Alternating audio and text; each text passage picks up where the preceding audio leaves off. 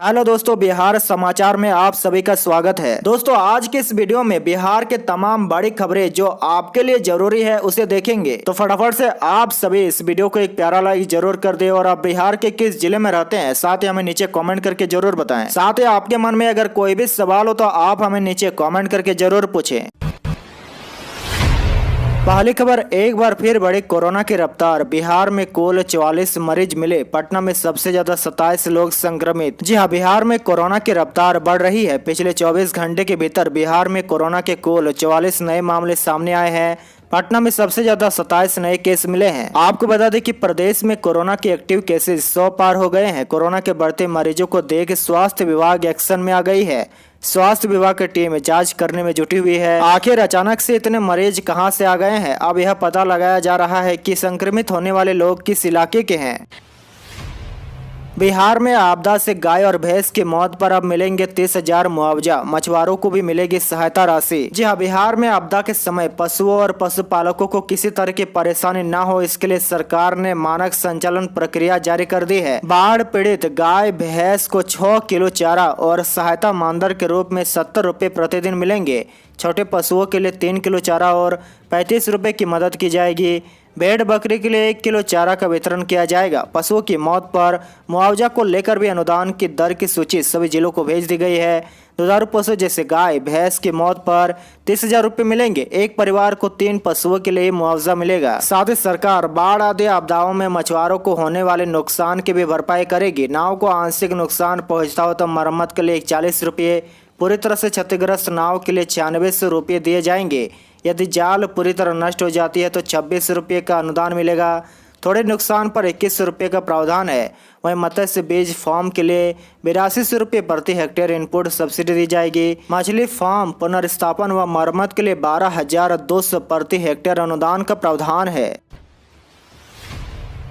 बिहार में खनन बंद होने के 11 दिन में दोगुनी हुई बालू की कीमत। भवन बनाने में लागत बढ़ने से लोग हैं परेशान। जी हां, राज्य में खनन बंद होने के करीब 11 दिन में बालू की कीमत में करीब 2 गुनी बढ़ोतरी हो गई है। इसका सीधा असर भवन निर्माण सेक्टर पर पड़ा है।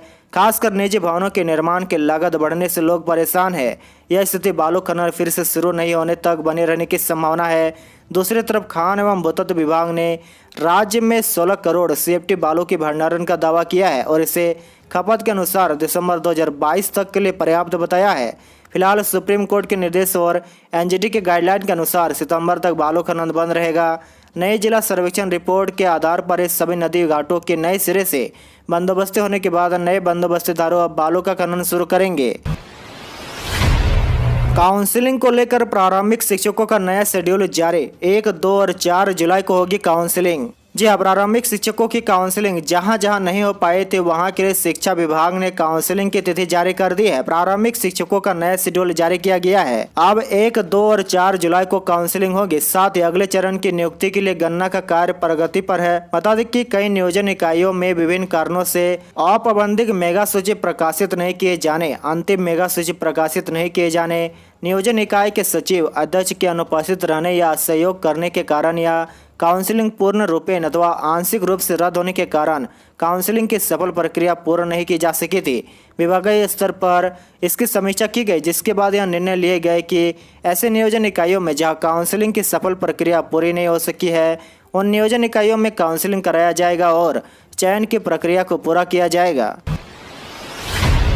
ममता बनर्जी का RJD सहित 21 विपक्षी दलों का न्योता। राष्ट्रपति चुनाव को लेकर तैयार होगी रणनीति। जी हां, पश्चिम बंगाल के मुख्यमंत्री और TMC की प्रमुख ममता बनर्जी राष्ट्रीय फलक पर छाने के लिए हर संभव प्रयास कर रही है। अब उन्होंने राष्ट्रपति चुनाव को लेकर एक नया पैंतरा आजमाया है। आपको बता दें कि ममता बनर्जी ने विपक्ष को एकजुट करने के लिए 15 जून को दिल्ली में बैठक बुलाई है। गौरतलब है कि साल 2021 में बंगाल विधानसभा चुनाव में ममता को बड़ी कामयाबी मिली थी, जिसके बाद से वे लगातार राष्ट्रीय राजनीति में चमकने की कोशिश कर रही है। जानकारी के लिए बता दें कि ममता बनर्जी ने 15 जून को होने वाले बैठक को लेकर कथित तौर पर RJD सहित 21 दलों को न्योता भेजा है। इसमें कांग्रेस अध्यक्ष सोनिया गांधी, दिल्ली के CM अरविंद केजरीवाल, केरल के CM और वाम नेता पिनाराई विजयन, ओडिशा के CM और BJD प्रमुख नवीन पटनायक और महाराष्ट्र के मुख्यमंत्री उद्धव ठाकरे शामिल है। बड़ी खबर, बिजली दर 10% बढ़ाने की याचिका पर फिर होगी सुनवाई, आम लोग दे सकेंगे सुझाव। जी हाँ, बिजली कंपनियों ने लगभग 10% बिजली दर बढ़ाने की मांग को लेकर बिहार विद्युत विनियामक आयोग में दायर पुनः समीक्षा याचिका को बिहार विद्युत विनियामक आयोग ने स्वीकार कर लिया है। ऐसे में इच्छुक व्यक्ति या संगठन 5 जुलाई की शाम 5 बजे तक विद्युत भवन स्थित बिहार विद्युत नियामक आयोग के सचिव के सामने अपना सुझाव दे सकते हैं। इस मामले में आयोग के कोर्ट रूम में 12 जुलाई 2022 की सुबह 11:30 बजे सुनवाई होगी। अगर सब कुछ सकारात्मक रहा तो इस दिन याचिका पर निर्णय भी लिया जा सकता है। आपको बता दें कि मार्च में बिजली दर की याचिका पर फैसला होने के बाद बिजली कंपनियों ने एक बार फिर से याचिका दायर की थी। कंपनी का कहना था कि बिजली दर पर निर्णय सुनाते समय विनियामक आयोग से कई तथ्य छुटे हुए हैं, जिसके आधार पर बिजली दरों में वृद्धि की जाए। बड़ी खबर, बिहार के 28 स्टेशनों पर रोजगार का मौका, जनसाधारण टिकट बुकिंग सेवक की हो रही बहाली, 5 जुलाई तक करे आवेदन। जी हाँ, समस्तीपुर रेल मंडल के 10 जिलों के 28 रेलवे स्टेशन पर बेरोजगार युवकों को टिकट बुकिंग के लिए बहाल किया जाएगा। पूर्वोत्तर रेलवे ने इसकी प्रक्रिया शुरू कर दी है। इन स्टेशनों पर कमीशन बेस पर जनसाधारण टिकट बुकिंग सेवक का चयन किया जाएगा।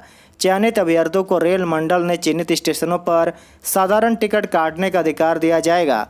जानकारी के अनुसार रेल मंडल के समस्तीपुर, दरभंगा, सहरसा, रक्सौल, बापूधाम, मोतिहारी, जयनगर, सीतामढ़ी, बेतिया, मधुबनी, नटगटियागंज, जनकपुर रोड, दोराम, मधेपुरा, सुपौल, झंझारपुर, रुसेरा घाट, सिमरी, बख्तियारपुर, चकिया, सगोली, बगहा, बैरंगनिया, लहरीसराय, हरिनगर, बनमखी, सकरी, पूर्णिया, कोट, मुरलीगंज, हसनपुर रोड एवं मोतीपुर स्टेशन के लिए JTBS का चयन किया जाएगा। आपको बता दें कि रेलवे टिकट काउंटर पर निजी लोगों को भी विभिन्न कार्यों के लिए चयन की प्रक्रिया कर रही है। इससे पूर्व भी मंडल के दर्जनों स्टेशनों के टिकट काउंटर पर स्टेशन टिकट बुकिंग एजेंट की बहाली की प्रक्रिया पूरी कर चुका है।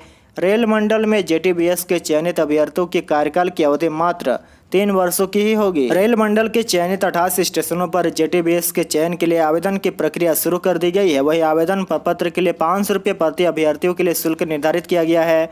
बताया जा रहा है कि 5 जुलाई तक अभ्यर्थी पंजीकृत साधारण पोस्ट कैरियर अथवा स्वयं मंडल रेल प्रबंध वाणिज्यिक समस्तीपुर कार्यालय में जमा कर सकते हैं। बड़ी खबर, बीजेपी विधायक को ग्रामीणों ने 5 घंटे बनाया बंधक, PM मोदी की कामयाबी गिनाने गए थे, लोगों ने कमरे में बंद किया। जी हाँ, भागलपुर के बीपुर से बीजेपी विधायक इंजीनियर शैलेंद्र कुमार को रविवार को ग्रामीणों ने बंधक बना लिया। गांव वालों की मांग की थी कि जब तक कटाव निरोधी कार्य नहीं होगा तब तक विधायक को जाने नहीं देंगे। बताया जा रहा है कि लोगों ने कुछ देर के लिए उनका मोबाइल भी छीन लिया था। खुद विधायक ने बताया, मुझे उग्र ग्रामीणों ने एक स्कूल के कमरे में बंद कर दिया, बैठने के लिए बिछावन, तकिया और पंखा दिया था। मैंने उनको बार बार समझाने की कोशिश की पर वे नहीं माने। मुझे स्कूल के कमरे नज़र बंद कर बाहर लोग खड़े हो गए थे। ऐसी स्थिति में उनके साथ जोर जबरदस्ती नहीं की जा सकती थी। विधायक के बंधन बनने की खबर जब चारों तरफ फैली तो पुलिस प्रशासन सक्रिय हुआ। करीब 5 घंटे की मशक्कत के बाद गांव वालों ने उनको छोड़ा। घटना लोकमानपुर के आजाद नगर की है।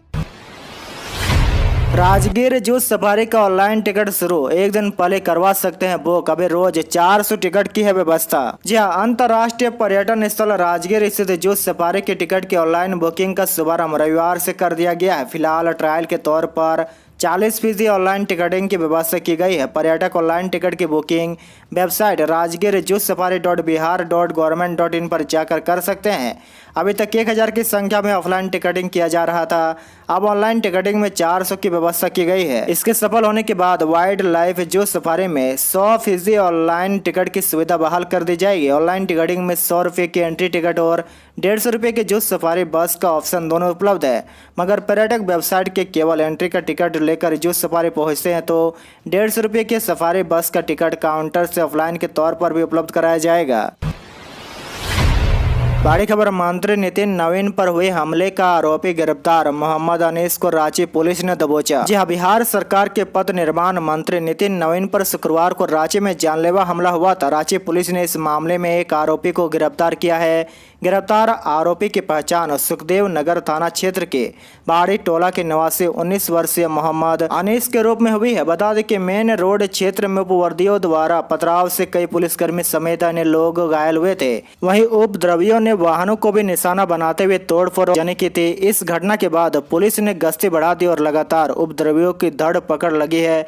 इस दौरान कल बिहार के मंत्री पर हमला करने वाला आरोपी को पुलिस ने धर दबोचा है। फिलहाल पुलिस आगे की कार्रवाई में जुट गई है। बड़ी खबर, दीवार पर थूकने वालों की अब खैर नहीं, पकड़े गए 9 कर्मचारियों पर 18,000 जुर्माना। जी हां, सरकारी ऑफिस में दीवार पर थूकने वाले लोग अब सावधान हो जाए। ऐसे लोगों पर नकेल कसने के लिए नगर निगम ने सभी सरकारी दफ्तरों में अभियान शुरू किया है। मुजफ्फरपुर में शनिवार को संयुक्त भवन में इस अभियान को चलाया गया, जिसमें ऑफिस की दीवार पर पान के निशान देखकर सभी कर्मियों के मुंह की जाँच की। इस दौरान 9 ऐसे कर्मचारियों को पकड़ा गया जिनके मुंह में पान या गुटखा पाया गया। ये सभी कर्मचारी अलग अलग ऑफिस के हैं, जिन पर 2-2 हजार रुपये जुर्माना लगाया गया। बिहार में स्नातक पास छात्राओं को जल्द मिलेगी 50,000 की प्रोत्साहन राशि, करना होगा यह काम। जी हां, बिहार में स्नातक की परीक्षा पास करने वाले छात्राओं के लिए अच्छी खबर है। सरकार जल्द ही स्नातक पास 2.25 लाख छात्राओं के बैंक खाते में प्रोत्साहन राशि भेजने वाली है। इसको लेकर शिक्षा विभाग ने सभी कुलपतियों को पत्र लिखा है। शिक्षा विभाग की ओर से जारी पत्र में छात्राओं के लंबित पड़े आवेदन को पोर्टल पर अपलोड कराने के लिए कहा गया है। पोर्टल पर आवेदन के सत्यापन के बाद छात्राओं के खाते में 50-50 हजार रुपये भेज दिए जाएंगे। आपको बता दें कि शैक्षणिक सत्र 2020-21 एवं 21-22 की स्नातक पास छात्राओं के आवेदन अब पोर्टल पर ही जमा होंगे, ताकि आवेदन के समय से सत्यापन हो सके और उन्हें प्रोत्साहन राशि भेजी जा सके। आगामी 7 जुलाई से पोर्टल पर आवेदन अपलोड हो सकेंगे। बड़ी खबर, नेपाल में हुई बारिश का बिहार में असर, नदियों का बढ़ने लगा है जलस्तर, पशुपालक की चिंताएं बढ़ी। जी हां, हिमालय के पर्वतीय भाग में शुरू हुई बारिश से नदियां भी हिलोरे मारने लगी है। उनके जल प्रवाह की गति तेज होने लगी है। बेगूसराय जिले के गढ़पुरा प्रखंड के सीमावर्ती हसनपुर और बिधान होकर बहने वाली बागमती नदी के अलावा कमला बलान और कोसी के उपधारा में पानी तेजी से बढ़ रहा है। यही कारण है कि उस इलाके में पशु चराने गए मगध के पशुपालक और मवेशी के साथ अब धीरे धीरे घर की तरफ रुख कर लिया है। हाल ही में नेपाल में तराई भाग में हुई बारिश के बाद इन नदियों का जलस्तर धीरे धीरे बढ़ना शुरू हो गया है।